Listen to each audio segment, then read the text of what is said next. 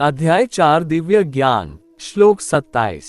दूसरे, जो मन तथा इंद्रियों को वश में करके आत्म साक्षात्कार करना चाहते हैं, संपूर्ण इंद्रियों तथा प्राणवायु के कार्यों को संयमित मन रूपी अग्नि में आहुति कर देते हैं।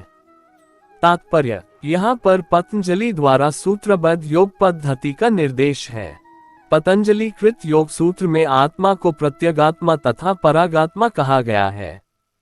जब तक जीवात्मा इंद्रिय भोग में आसक्त रहता है तब तक वह परागात्मा कहलाता है, और जो ही वह इंद्रिय भोग से विरत हो जाता है तो प्रत्यगात्मा कहलाने लगता है। जीवात्मा के शरीर में 10 प्रकार के वायु कार्यशील रहते हैं और इसे श्वास प्रक्रिया प्राणायाम द्वारा जाना जाता है। पतंजलि की योग पद्धति बताती है कि किस तरह शरीर के वायु के कार्यों को तकनीकी उपाय से नियंत्रित किया जाए, जिससे अंततः वायु के सभी आंतरिक कार्य आत्मा को भौतिक आसक्ति से शुद्ध करने में सहायक बन जाएं। इस योग पद्धति के अनुसार प्रत्यगात्मा ही चरम उद्देश्य है। ये प्रत्यगात्मा पदार्थ की क्रियाओं से प्राप्त की जाती है।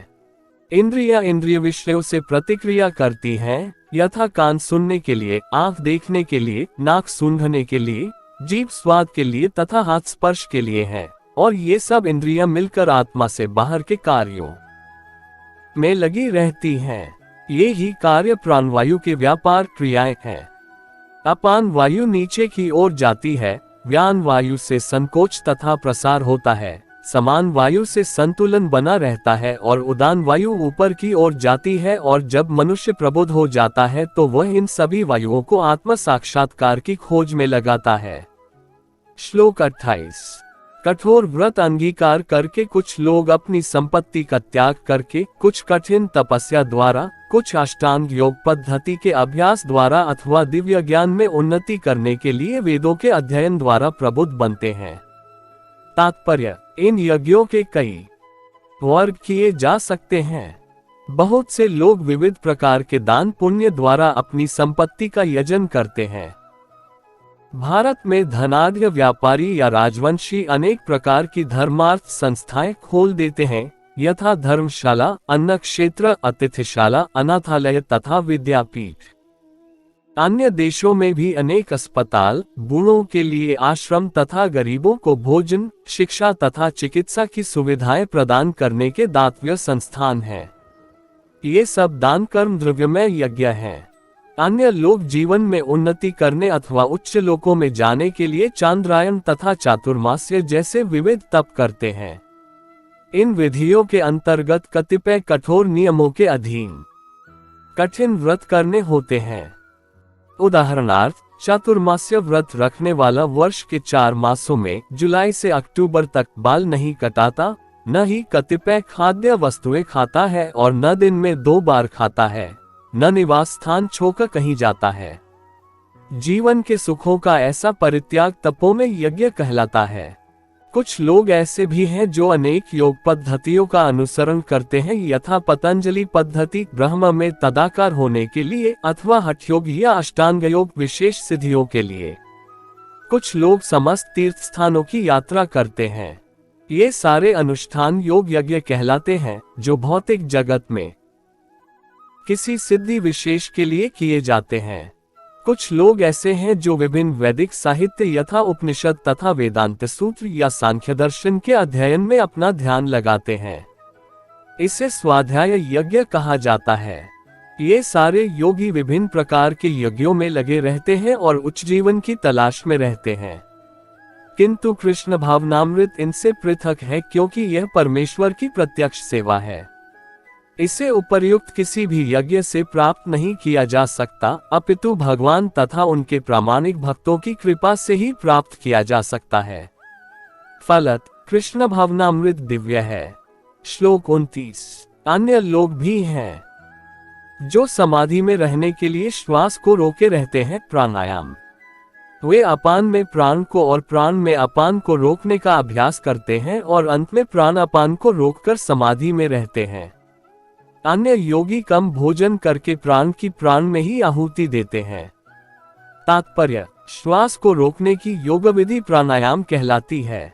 प्रारंभ में हठ योग के विविध आसनों की सहायता से इसका अभ्यास किया जाता है। ये सारी विधियां इंद्रियों को वश में करने तथा आत्म साक्षात्कार की प्रगति के लिए संस्तुत की जाती हैं। इस विधि में शरीर के भीतर वायु को रोका जाता है जिससे वायु की गति की दिशा उलट सके। अपान वायु निम्नगामी अधोमुखी है और प्राणवायु ऊर्ध्वगामी है। प्राणायाम में योगी विपरीत दिशा में श्वास लेने का तब तक अभ्यास करता है जब तक दोनों वायु उदासीन होकर पूरक अर्थात सम नहीं हो जाती। जब अपान वायु को प्राणवायु में अर्पित कर दिया जाता है तो इसे रेचक कहते हैं। जब प्राण तथा अपान वायुओं को पूर्णतया रोक दिया जाता है तो इसे कुंभक योग कहते हैं। कुंभक योगाभ्यास द्वारा मनुष्य आत्म सिद्धि के लिए जीवन अवधि बढ़ा सकता है। बुद्धिमान योगी एक ही जीवन काल में सिद्धि प्राप्त करने का इच्छुक रहता है, वह दूसरे जीवन की प्रतीक्षा नहीं करता। कुंभक योग के अभ्यास से योगी जीवन अवधि को अनेक वर्षों के लिए बढ़ा सकता है। किंतु भगवान की दिव्य प्रेमाभक्ति में स्थित रहने के कारण कृष्ण भावनाभावित मनुष्य स्वत इंद्रियों का नियमता जितेंद्रिय बन जाता है। उसकी इंद्रियां कृष्ण की सेवा में तत्पर रहने के कारण अन्य किसी कार्य में प्रवृत्त होने का अवसर ही नहीं पाती। फलत जीवन के अंत में उसे स्वत भगवान कृष्ण के दिव्य पद पर स्थानांतरित कर दिया जाता है, अतः वह दीर्घजीवी बनने का प्रयत्न नहीं करता। वह तुरंत मोक्ष पद को प्राप्त कर लेता है, जैसा कि भगवद गीता में 14.26 कहा गया है। मां च योग्य विचारेण भक्ति योगेन सेवते स गुणान समतीत्यैतान ब्रह्मभूयाय कल्पते। जो व्यक्ति भगवान की निश्चल भक्ति में प्रवृत्त होता है वो प्रकृति के गुणों को लांघ जाता है और तुरंत आध्यात्मिक पद को प्राप्त होता है। कृष्ण भावना भावित व्यक्ति दिव्य अवस्था से प्रारंभ करता है और निरंतर उसी चेतना में रहता है, अतः उसका पतन नहीं होता और अंततः वह भगवत धाम को जाता है। कृष्ण प्रसादम को ही खाते रहने से स्वत कम खाने की आदत पड़ जाती है। इंद्रिय निग्रह के मामले में कम भोजन करना अल्पाहार अत्यंत लाभप्रद होता है और इंद्रिय निग्रह के बिना भव बंधन से निकल पाना संभव नहीं है। श्लोक 30। ये सभी यज्ञ करने वाले यज्ञों का अर्थ जानने के कारण पाप कर्मों से मुक्त हो जाते हैं और यज्ञों के फल रूपी अमृत को चखकर परम दिव्य आकाश की ओर बढ़ते जाते हैं। तात्पर्य: विभिन्न प्रकार के यज्ञों यथा द्रव्य यज्ञ, स्वाध्याय यज्ञ तथा योग यज्ञ की उपर्युक्त व्याख्या से ये देखा जाता है कि इन सब का एक ही उद्देश्य है और वह है इंद्रियों का निग्रह। इंद्रिय तृप्ति ही भौतिक अस्तित्व का मूल कारण है, अतः जब तक इंद्रिय तृप्ति से भिन्न धरातल पर स्थित न हुआ जाए तब तक सच्चिदानंद के नित्य धरातल तक उठ पाना संभव नहीं है। ये धरातल नित्य आकाश या ब्रह्म आकाश में है। उपर्युक्त सारे यज्ञों से संसार के पाप कर्मों से विमल हुआ जा सकता है। जीवन में इस प्रगति से मनुष्य न केवल सुखी और ऐश्वर्यवान बनता है, अपितु अंत में वह निराकार ब्रह्म के साथ तादात्म्य के द्वारा या श्री भगवान कृष्ण की संगति प्राप्त करके भगवान के शाश्वत धाम को प्राप्त करता है। श्लोक 31। हे कुरुश्रेष्ठ, जब यज्ञ के बिना मनुष्य इस लोक में या इस जीवन में ही सुखपूर्वक नहीं रह सकता तो फिर अगले जन्म में कैसे रह सकेगा। तात्पर्य: मनुष्य इस लोक में चाहे जिस रूप में रहे वह अपने स्वरूप से अनभिज्ञ रहता है। दूसरे शब्दों में भौतिक जगत में हमारा अस्तित्व हमारे पापपूर्ण जीवन के बहुगुणित फलों के कारण है। अज्ञान ही पापपूर्ण जीवन का कारण है और पापपूर्ण जीवन ही इस भौतिक जगत में अस्तित्व का कारण है।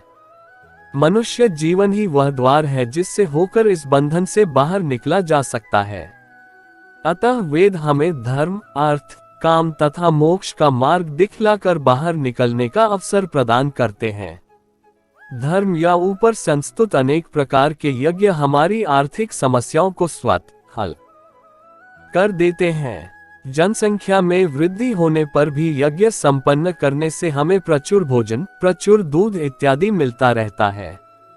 जब शरीर की आवश्यकता पूर्ण होती रहती है तो इंद्रियों को तुष्ट करने की बारी आती है।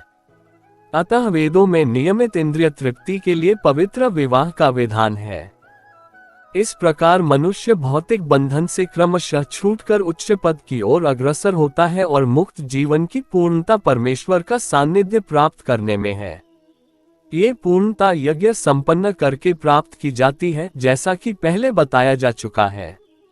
फिर भी यदि कोई व्यक्ति वेदों के अनुसार यज्ञ करने के लिए तत्पर नहीं होता, तो वह इस शरीर में सुखी जीवन की कैसे आशा कर सकता है?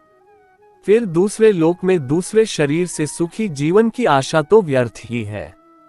विभिन्न स्वर्गों में भिन्न भिन्न प्रकार की जीवन सुविधाएं हैं और जो लोग यज्ञ करने में लगे हैं उनके लिए तो सर्वत्र परम सुख मिलता है।